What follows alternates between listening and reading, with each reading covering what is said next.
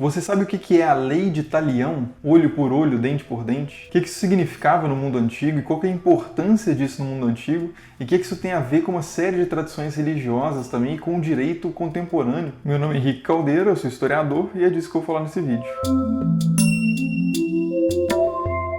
A expressão lei de talião vem de uma expressão latina, uma expressão no latim, que é lex talionis, que significa lei, lex, e talionis vem de talis, que é igual na nossa expressão tal e qual, tal pai, tal filho, e de onde vem também a palavra retaliação. E esse princípio da lei de talião é justamente uma tentativa de trazer alguma igualdade ou proporcionalidade para a justiça. Para nós hoje, a expressão olho por olho, dente por dente, que é uma expressão que remete a esse princípio da lei de talião, parece uma coisa assim meio bárbara, Se alguém fura o meu olho, então eu vou e furo o olho do cara. É uma coisa meio vingativa, Parece assim que tem uma sede de sangue aí envolvida nesse princípio.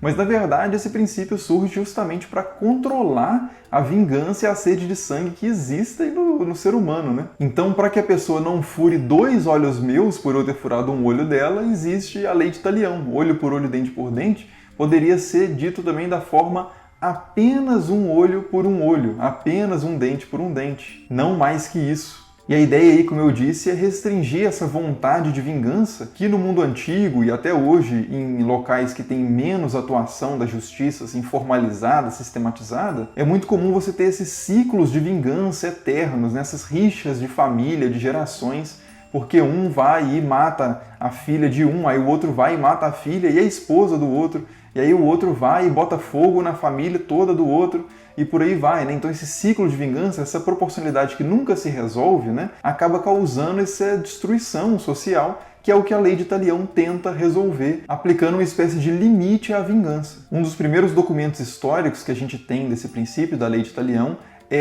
são as famosas leis de Hammurabi, mais ou menos do século XVIII a.C., escritas ali na Babilônia. E na introdução ali do texto das leis de Hammurabi, a gente lê justamente que ela foi feita para que o forte não prejudique o mais fraco, a fim de proteger as viúvas e os órfãos, e para resolver todas as disputas e sanar quaisquer ofensas. É claro que isso tem um tom todo de propaganda estatal também, do rei Hammurabi como um promotor e uma esperança de justiça e de paz, mas a proposta aí das leis de Hammurabi, pelo menos em teoria, era de impedir abusos na tentativa de buscar a justiça. Não só essas questões de excesso de vingança, mas também de excessos em abuso de poder, já que se você não tem uma lei escrita, é muito mais fácil de uma pessoa que tem maior poder exercer a justiça da forma que ela quer, o que acaba não sendo muito justo, E outro texto, para além do Código de Hammurabi também, que tem inclusive vários paralelos com o próprio Código de Hammurabi,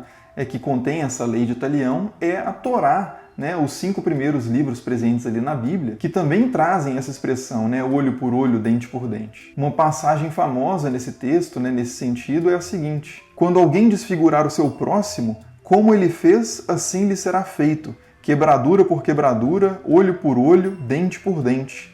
Como ele tiver desfigurado algum homem, assim também será feito a ele. Ao longo do desenvolvimento do judaísmo, esse princípio da lei de talião foi sendo reavaliado e relido, ressignificado, principalmente no sentido de que o olho por olho aí deveria ser uma compensação monetária, do tipo assim, o preço justo por um olho, o preço justo por um dente, e não que você devesse arrancar o dente do outro ou tirar o olho do outro. Mas lendo ali a própria Torá e os outros documentos antigos que a gente tem da região, a gente vê que a aplicação dessa lei de talião muitas vezes era realmente bem literal, Cortava-se mesmo a mão de alguém, ou matava alguém por ser um homicida, Interessante dizer também que não só os rabinos ali no judaísmo tardio interpretaram esse texto dando um novo significado, mas também no cristianismo também, nos primeiros textos cristãos, nós temos também comentários à lei de talião. Então há a famosa passagem no Evangelho de Mateus, por exemplo, que diz o seguinte: Jesus diz, vocês ouviram o que foi dito, olho por olho, dente por dente.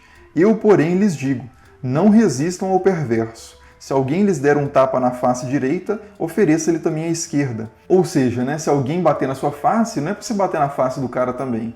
É para você oferecer a sua própria outra face, Então, uma espécie de paciência diante da injustiça, porque, afinal de contas, como um trecho nas cartas de Paulo vão colocar também, a vingança pertence ao Senhor. Então há aí uma visão interessante, meio que de desconfiança também em relação à justiça humana, e colocando essa perspectiva de justiça numa questão mais escatológica ou de eternidade. Finalmente, outro texto também muito importante que comenta a lei de Talião é o Alcorão. Há várias passagens no Alcorão que comentam a lei de Talião. Algumas se referem à lei de Talião como algo especificamente dado por Deus aos judeus, e em outras é dito que a lei de Talião seria um direito também dentro da lei ali islâmica, mas que a misericórdia é um caminho melhor. Então é um direito você buscar essa proporcionalidade, mas se você puder perdoar ou ser misericordioso, é melhor ainda. Então a conclusão é essa, né? A lei de Talião, apesar da gente entender muito hoje essa expressão olho por olho, dente por dente, como uma coisa muito feroz, muito vingativa,